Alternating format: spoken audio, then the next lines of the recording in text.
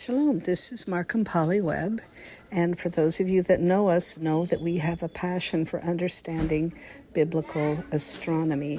Our passion began a number of years ago when we felt led to pack up our personal belongings, put them in storage, and take our children out in a travel trailer, and we lived in the desert for several months just listening and waiting for direction from the Almighty. And as we set out at night, we began to look up and notice a pattern in the heavens above us that was repeating itself night after night.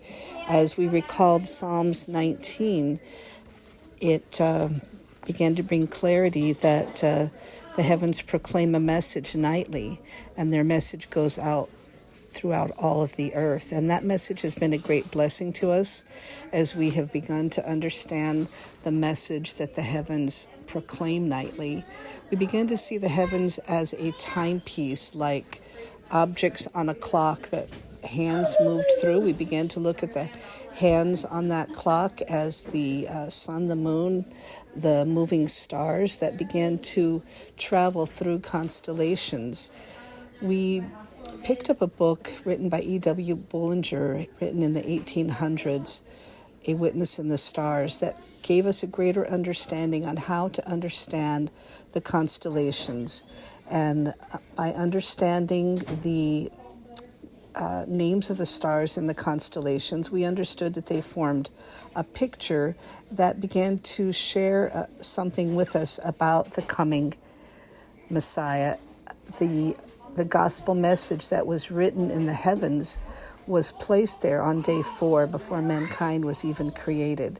So as we began to understand the gospel message and what it was proclaiming about our Messiah, other scriptures began to fall into place in our mind. One of those was Psalms 147:4, which says he counts the number of stars and he gives all of them, and he gives names to all of them.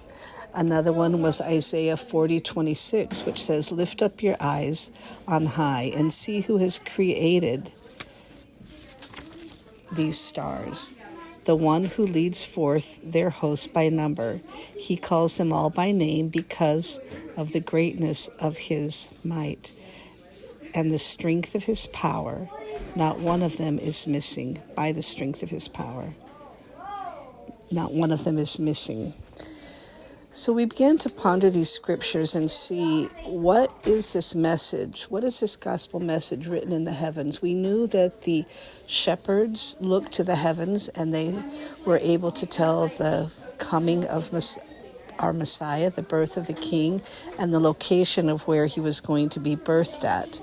Another scripture that began to come into focus for us was Isaiah 14:13, which states that the adversary desires to sit on the mount of appointment, which this is Moed. In Hebrew, appointment is the word Moed.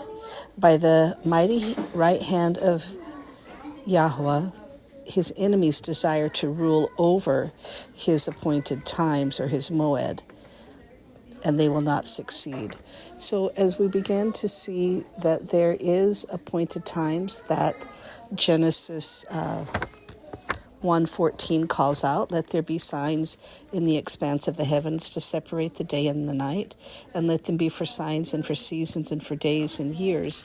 So we began to look at these heavenly signs that do call out the appointed times for us. And so as we began to look at them for calling out the appointed times, we noticed that the moon is in certain constellations during feast days continually each year. The specific star that the moon is close to each and every time of these moeds begins to a picture began to unfold for us that gave us clarity. And so we're going to kind of focus now on just some current events that are happening in October. This is a topic we could talk a long time about, but we're going to just talk about October and some of the interesting things as we look up and keep the feast of Sukkot. There's some interesting things that the heavens are proclaiming. My husband loves to track data and patterns and just see how these align and how they have relationships with each other, what the heavens are telling us. And so we give thanks to the Father as He continues to open up our understanding in a greater capacity in this subject. And we look forward to sharing more with you later. So Mark's going to tell you a little bit about what's happening in October. So the month of October has a unique comet called Shukin-Shan lighting up the sky most of the month. So it's predicted to be the brightest comet of our lifetime. And it will be visible on October the 12th in the west, just above the horizon, just after sunset. It will approach the sun in Virgo and make its way around the sun and head toward Ophiuchus, where it will cut the serpent's head off on the first day of Sukkot. Then all through Sukkot, it is in Ophiuchus, the one who steps on the head of the enemy and wrestles the serpent. The biblical picture of this is wrestling with the enemy and overcoming. On the 12th of October, the moon is in the goat, Capricorn, while Saturn is in the stream of Aquarius, pouring forth, and it will be there most of October. The king planet Jupiter is in the horns of the bull during the feast. Venus will be in the scales of judgment.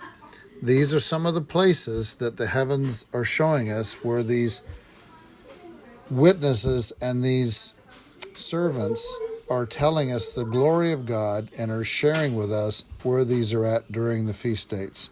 We hope this will be a blessing to you, and it will lead you to many other things that the Father will show you.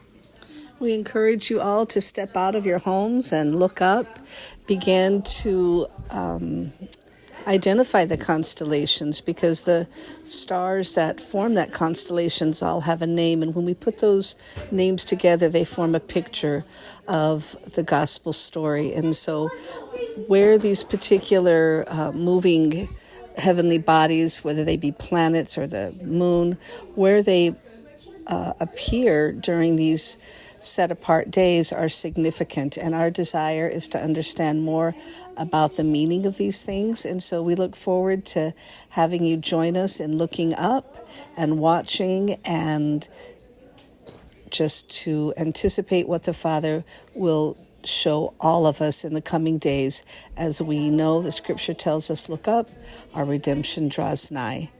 Shalom.